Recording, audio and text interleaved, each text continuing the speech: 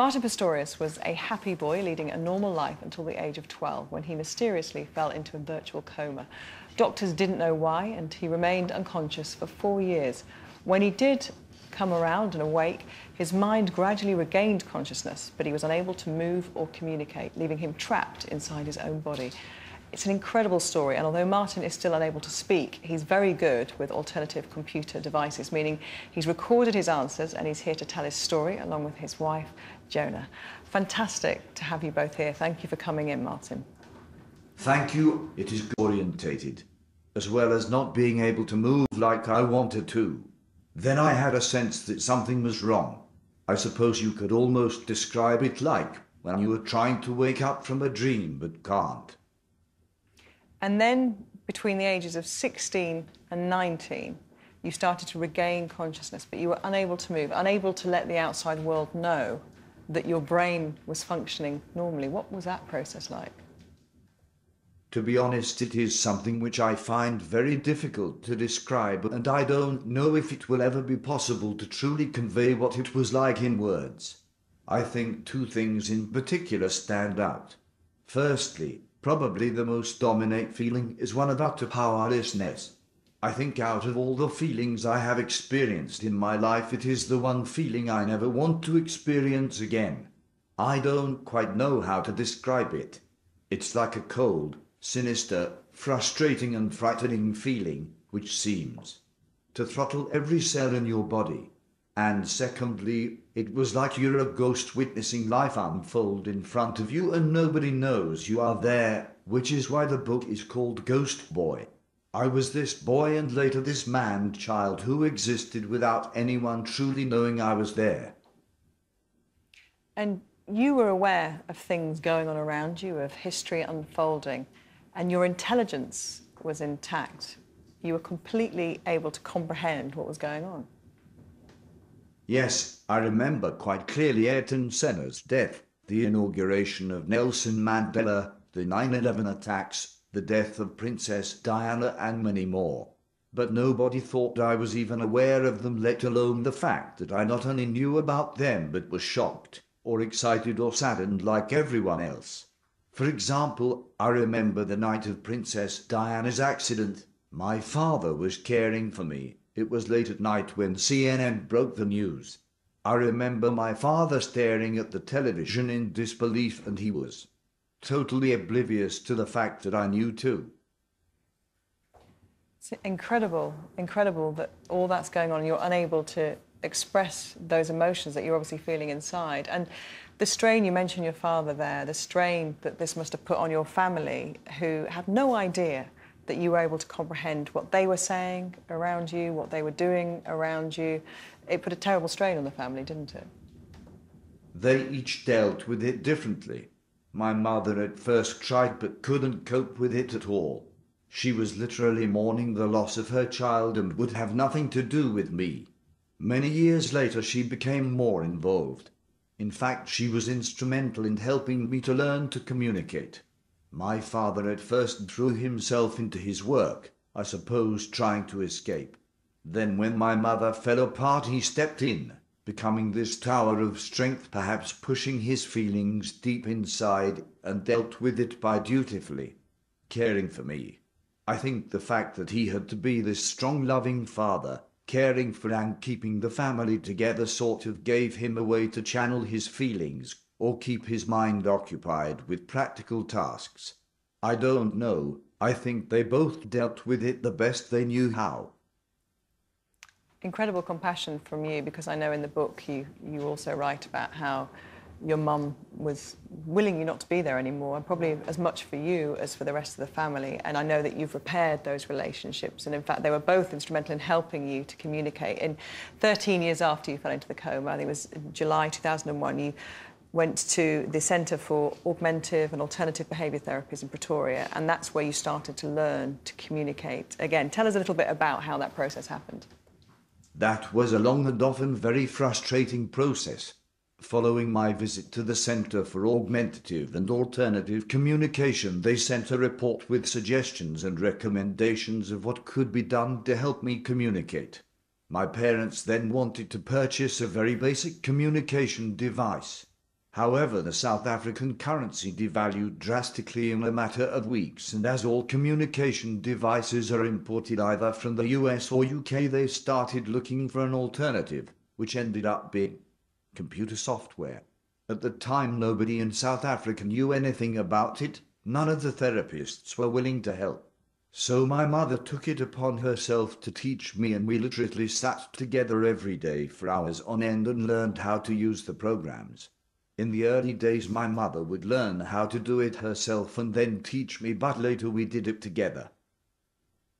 Amazing, and a mother's love, you know, being tested in the way that it was, and for her to go through that process with you, I guess that really did help to reunite the bond. And then, you know, you hoped to find love, and you hoped that would be part of your life, but you didn't expect that that would come, because this was all a very challenging experience for you, wasn't it, growing up? And amazingly, you did. And one of the things that's so spectacular about the book is your love that comes through for Jonah and how your relationship started. It's just incredible. Through my sister, New Year's Day 2008, it was about 10 p.m. I was sitting in front of my computer working on a website, and my sister Kim, who shared a flat with a good friend of Jonah's, they had invited a group of friends over, and my sister decided to Skype our family. And after talking to my parents, wanted to introduce the rest of the family to her friends.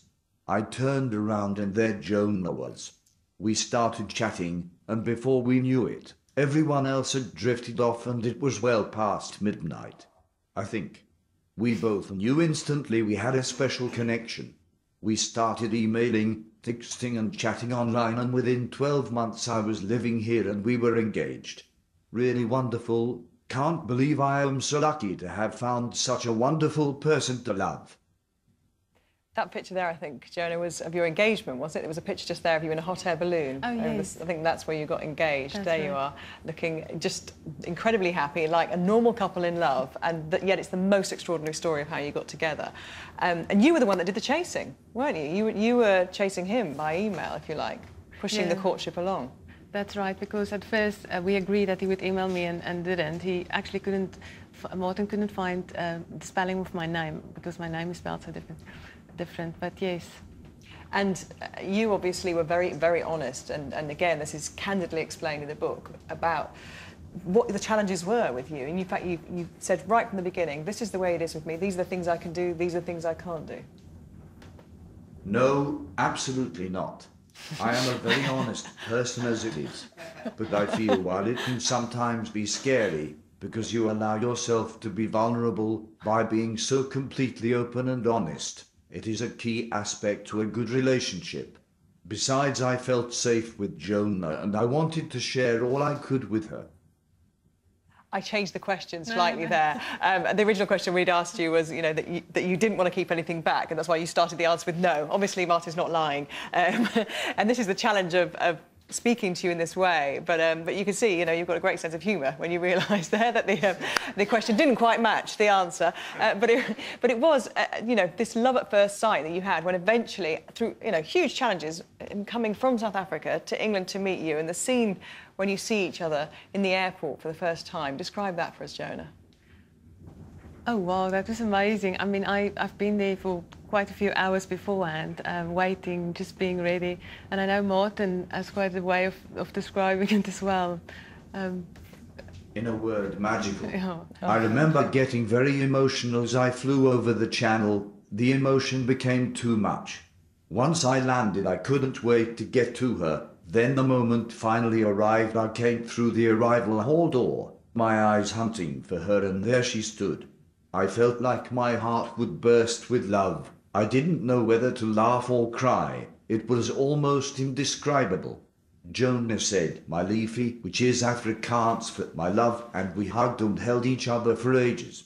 For a while it was like I couldn't believe she was real and really in my arms. It's strange, after that initial intense and wonderful moment, it felt so natural, like we have known and been with each other forever. And then eventually you did come and live in the UK, and you know, you knew you were going to spend the rest of your lives with each other. What's life like now? It's great. I suppose we live reasonably regular lives, work very hard, study and enjoy living our lives together. We like going to the cinema and spending time with friends. At the moment, our life is very busy, but we love living here. It's home. And what are your plans for the future? We have many. Like I'd like to complete my studies, to get a car which I can learn to drive, to have a good and very successful career, to travel. And probably one of the biggest plans is to buy a bungalow one day which we can adapt, or alternatively build our own. And you've written this book, as I've mentioned, Ghost Boy, which is a beautiful and a very emotional description of the whole experience you've been through. What made you write the book? It was something I had often thought about, and a number of people said I should do. But the time was never right, and then last year things seemed to fall in place, and so the book was born. It's been really good to be able to tell my story, and my real hope is that the book may touch and hopefully help someone. I'm sure it will, and certainly inspire people. And Jenna, he's just got such an incredible way with words. And oh, yes. That must have been one of the things that captivated you, the way he's able to describe his emotions so candidly. That's true, because living in two different countries and having this relationship, I mean, having such a nice way with words really did help with our relationship.